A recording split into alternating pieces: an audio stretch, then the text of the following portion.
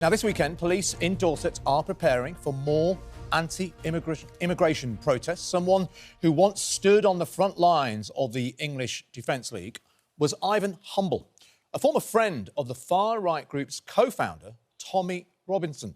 Ivan is now an anti-hate campaigner working with groups all over the UK to tackle extremism. Meanwhile, Amir Suleman was head of outreach at the Khadijah Mosque when he met Ivan during an open day. Together, they symbolise how much can be achieved through talking and bringing communities together. And we're pleased to say they're with us. Yeah, Ivan joins us from Lowestoft and Amir is in Peterborough. Both of you, it's a fantastic story and it's just the kind of unifying stories that we need right now. So thank you both for joining us. Ivan, you know, we'll get into this, your sort of reformation, if you like, and the fact that you've reformed and you're now an anti-hate campaigner. But if you don't mind, we'd like to go back to the beginning. You joined EDL, the English Defence League, that many people call a far-right racist group. Why did you think that that was the right thing to do at the time? Simply because nobody ever gave me another option to my viewpoint at that time. So just quickly, for example, I gained a viewpoint after seeing the troops' homecoming parade disrupted by Adil Ranvir and his group, the ALM. So after I see that, I got angry about that because at the same time I was doing some charity work for the 1st Battalion, the Royal Anglians. And like I said, I got angry, had an opinion. It was Adil Ranvir. When I found out he was the organiser of that demonstration that day, it was him who I researched, and then researching him led me to about 20 or 30 of his supporters. So after a little while, I become radicalised, or I become knowledgeable on his interpretation of Islam. Yeah. What were some of the views that were held amongst the EDL at the time? I mean, you know, would you go as far as saying it was Islamophobic? It was that their mission was anti-Muslim and anti-Islam? No, not how it started, but we were guilty of stereotyping all Muslims in the end, but nobody looks at why we've thought that. Everybody looks at the manifestations of everything. So, for example, like I said, for me, it was Adil Ranvir was my boogeyman. It was him I researched, but you look at 2009, he was the Muslim on the TV, the documentaries, the newspapers. So coming from the lovely town I come from in Lowestoft, which is mainly a white town still today, it was quite easy for me to get involved in the us and them narrative because I didn't just join a group. I went to my local town hall, spoke to a councillor there, had a conversation, not a problem, but that's all it was a conversation. So when I left there, a bit disheartened, a bit frustrated, I then took to social media, got a message off a random man, and I started talking to him. The difference between the two conversations was the man online offered me a solution. At the end of the conversation, he said the EDL was being launched in a couple of weeks, and the purpose of that was to stand up to Adil Ranvir because that was the reason EDL was formed, because of Adil Ranvir that day. Yeah. So when we were seeing him in the papers and everything, I thought he was the voice of the Muslim community. Yeah. That's where I started stereotyping all Muslims. Yeah. I mean, in a way, there's truth to that. I mean, a lot of British Muslims will agree with you as well, that Adil Ranvir was certainly the poster boy or the leader of some groups of extremists and was seen to be at the heart of the radicalisation. And like you say, he was on TV screens, which leads me to think about what's going on now. We reported this morning of a 15-year-old boy who's been charged with rioting. We've seen endless number of people who were charged with violent disorder ending up in prison in just a matter of weeks.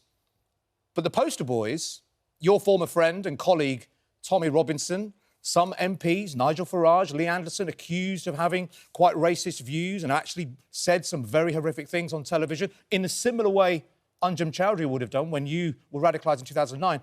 Do you think those people, that your former colleagues, need to be held accountable? That actually they are, if you like, at the top of the tree, radicalising these young men and women?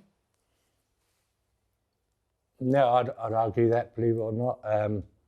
I think they are a symptom of deeper societal problems, do you know what I mean?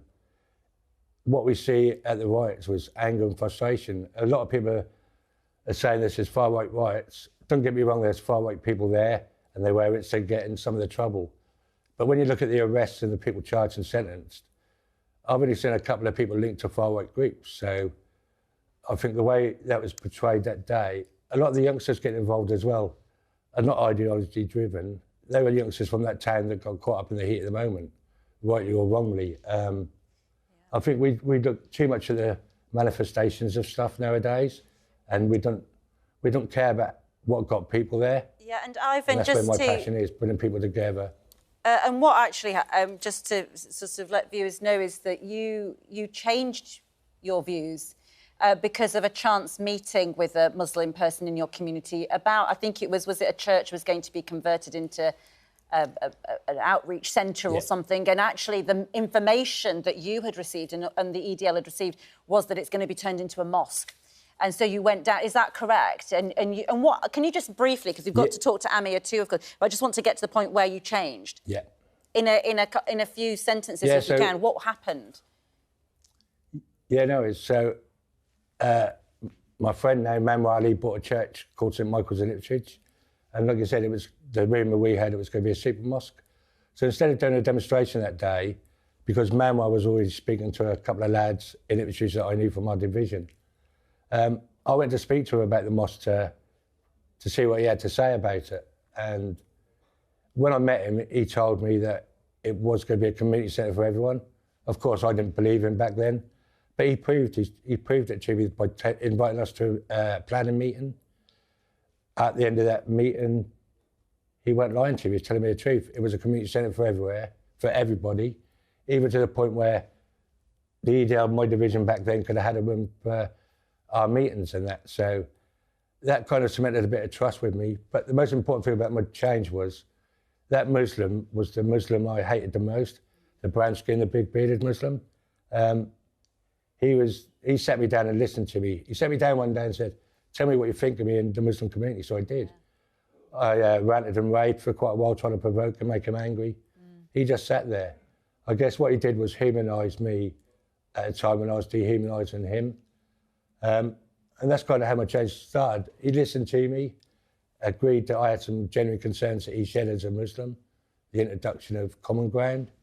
But I also had lots of misconceptions around Islam and Muslims in general. Absolutely fascinating.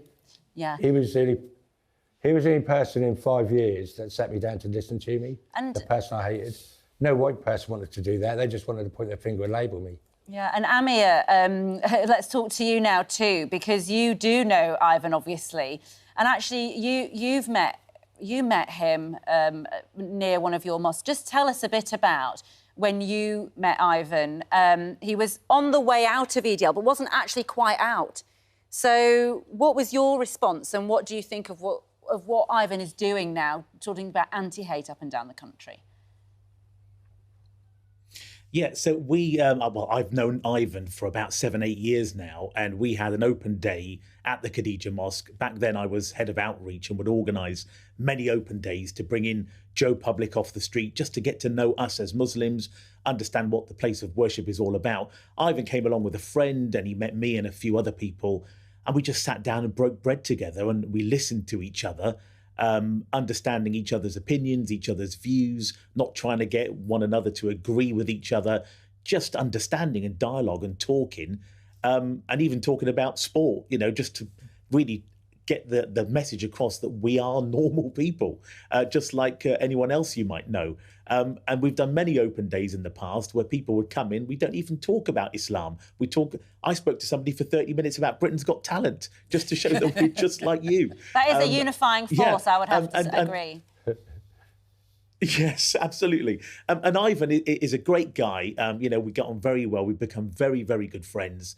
And he does great work up and down the country. Sadly, much needed, as we're seeing today.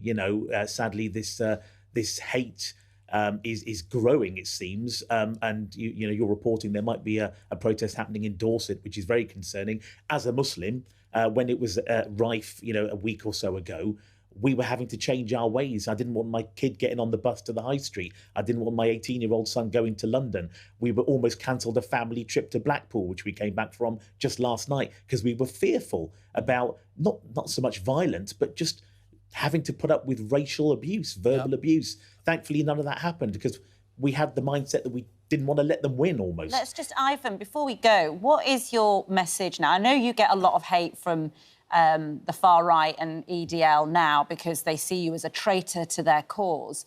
And so you yourself have suffered that kind of fear from people who were once your own. What is your message? Because, of course, from the government's point of view, from the court's point of view, the deterrent is the sentencing. But really, you're coming at it from a much more grassroots point of view.